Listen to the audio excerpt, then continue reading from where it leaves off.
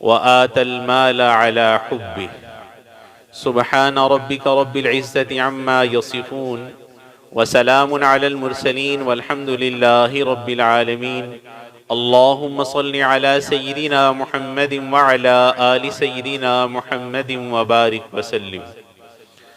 اللہ رب العزت نے قرآن کریم میں دو چیزوں کو قیام کا سبب فرمایا۔ قیام کہتے ہیں وہ چیز جس کے ساتھ انسان کا وجود وابستہ ہو، ایک بیت اللہ کو اور ایک مال کو۔ وَلَا تُؤْتُوا السُّفَهَاءَ أَمْوَالَكُمُ الَّتِي جَعَلَ اللَّهُ لَكُمْ قِيَامًا، جیسے بیت اللہ قیام کا سبب ہے ایسے مال بھی قیام کا سبب ہے۔ اگر بیت اللہ نہ ہوتا تو انسان کی روحانی زندگی نہ ہوتی، اور اگر مال نہ ہوتا تو انسان کی جسمانی زندگی نہ ہوتی۔ اس لیے نبی علیہ السلام نے جہاں کفر سے پناہ مانگی وہاں فقر سے پناہ مانگی۔ مال کے ساتھ انسان کے اوپر کچھ حقوق اللہ عائد ہوتے ہیں، کچھ حقوق العباد عائد ہوتے ہیں۔ آج حقوق اللہ یعنی زکوٰۃ کے متعلق چند باتیں آپ کی خدمت میں گوشت گزار کی جائیں گی۔ مالیات میں انسان کے اوپر جو فرضی ذمہ داری عائد ہوتی ہے اس میں ایک عمل جس کو زکوٰۃ کہتے ہیں۔ زکوٰۃ وہ فرض ہے جو ہر صاحب نصاب مسلمان صاحب استطاعت زندگی میں ایک مرتبہ ادا کرتا ہے۔ قرآن کریم میں اللہ فرماتے ہیں وَآتَ الْمَالَ عَلَى حُبِّهِ، اللہ کی محبت میں اپنا مال خرچ کرو۔ دینا تو ہے ہی، اللہ کی محبت میں دے، وگرنہ تنگ دل ہو کے دینا پڑے گا۔ مسلم شریف کی روایت ہے، حضرت ابو ہریرہ رضی اللہ اس حدیث کے راوی ہیں، فرماتے ہیں کہ نبی علیہ السلام نے ارشاد فرمایا کہ جو بندہ اپنے مال میں سے زکوٰۃ ادا کرتا ہے، بھلے دل تنگی کے ساتھ دے یا دل کی خوشی کے ساتھ دے، موت سے پہلے اللہ اسے ضرور ایمان کی حلاوت عطا فرماتا ہے۔ تو جو مال میں سے زکوٰۃ دینی ہے تو دل کی خوشی کے ساتھ بندہ دے۔ زکوٰۃ کے لیے نصاب کا ہونا ضروری ہے۔ ہر مسلمان صاحب استطاعت یہ زکوٰۃ ادا کرتا ہے جس کے پاس 52.5 تولے چاندی، 7.5 تولے سونا یا کم از کم اتنی مالیت کے نقد پیسے ہوں، اور سال کا گزرنا شرط ہے۔ سال گزرنے سے ایک دن بھی اگر کم ہے تو زکوٰۃ اس کے اوپر فرض نہیں ہے۔ عموماً معاشرے کے اندر یہ غلطی پائی جاتی ہے کہ اگر کسی کے پاس 7.5 تولے سونا نہیں ہے تو اس کے اوپر زکوٰۃ نہیں ہے، جبکہ یہ غلطی سراسر ایک شیطانی دھوکہ ہے جس میں ہم الجھے ہوئے ہوتے ہیں۔ زکوٰۃ کے 3 نصاب ہیں، 52.5 تولے چاندی ہے، 7.5 تولے سونا ہے، یا کم از کم اتنی مالیت کے نقد پیسے ہیں۔ تو کم از کم نقد مالیت کی اماؤنٹ مثال کے طور پہ 1.5 لاکھ روپیہ اگر اتنے کا 52.5 تولے چاندی آ رہی ہے اور نقد اماؤنٹ بندے کے پاس 1.5 لاکھ روپیہ موجود ہے اور سال اس کے اوپر گزرا ہے تو سال کے گزرنے کے بعد 2.5% کے حساب سے زکوٰۃ فرض ہے۔ اگر کسی کے پاس 1 تولہ سونا ہے اور 1 تولہ سونا کی قیمت آج کل کی مارکیٹ کے حساب سے 52.5 تولے چاندی سے زائد ہے، اگر سال کا گزر اس کے اوپر ہو چکا ہے تو اس کے اوپر بھی زکوٰۃ فرض ہے۔ زکوٰۃ صرف 8 مصارف جو قرآن کریم میں اللہ نے بیان کیے ہیں انہی کو آپ زکوٰۃ ادا کریں گے تو زکوٰۃ ادا ہوگی، اس کے علاوہ کسی کو بھی زکوٰۃ دیں تو زکوٰۃ ادا نہیں ہوتی۔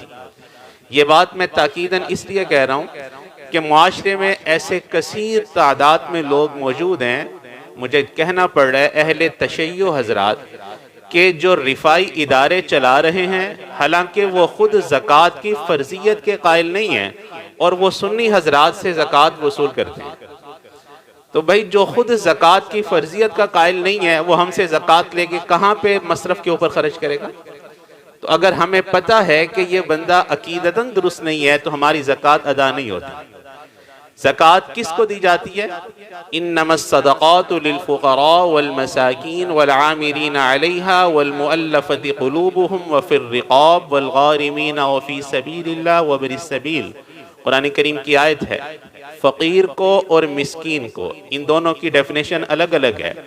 ایک وہ ہے جس کے پاس نصاب زکوٰۃ نہ ہو، ایک وہ جو اتنا غریب ہو کہ اس کے پاس اگلے وقت کا راشن اور کھانا نہ ہو، پھر ایک بندہ مسافر ہے، وہ مستحق زکوٰۃ ہے، اگرچہ حالت قیام میں وہ خود زکوٰۃ ادا کرتا ہے لیکن سفر کی حالت میں وہ بندہ محتاج ہو گیا، اس کو آپ زکوٰۃ دے سکتے ہیں۔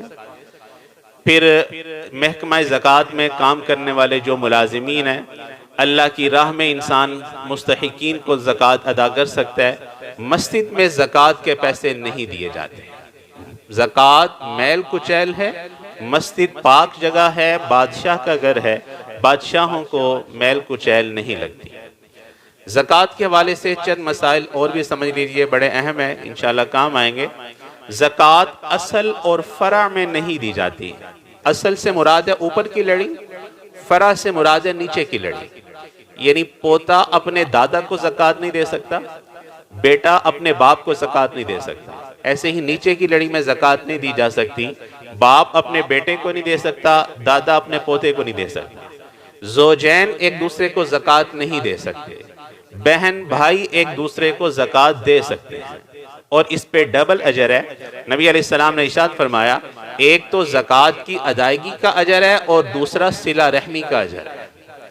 کروڑوں روپے کا بندے کا گھر ہے، اس کے اوپر زکوٰۃ نہیں ہے، فیکٹری میں کروڑوں روپے کی مشینری ہے، اس کے اوپر زکوٰۃ نہیں ہے، بیسیوں گاڑیاں استعمال کے لیے ہیں، اس کے اوپر زکوٰۃ نہیں ہے۔ زکوٰۃ سونا، چاندی اور مال تجارت کے اوپر ہے۔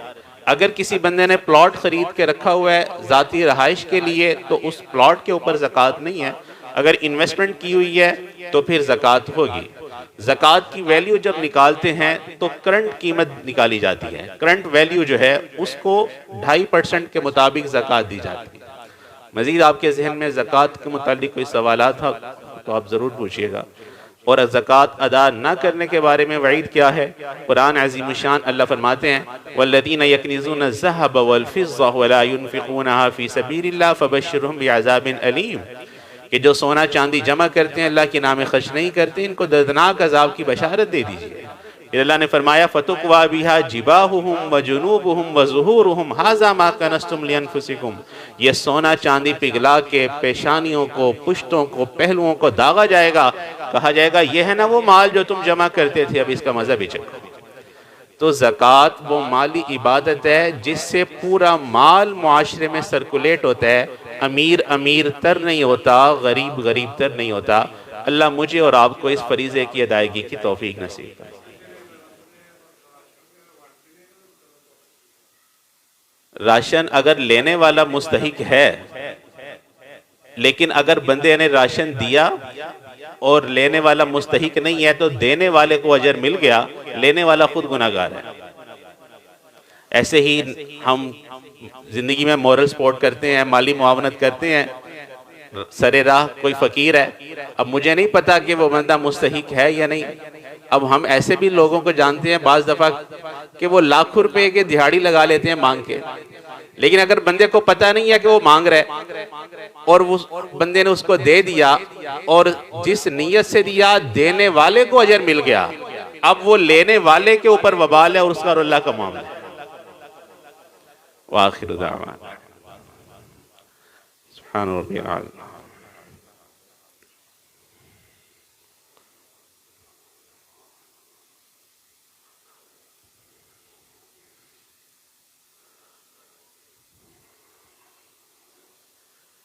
صلی اللہ تعالی علیہ اجمعین۔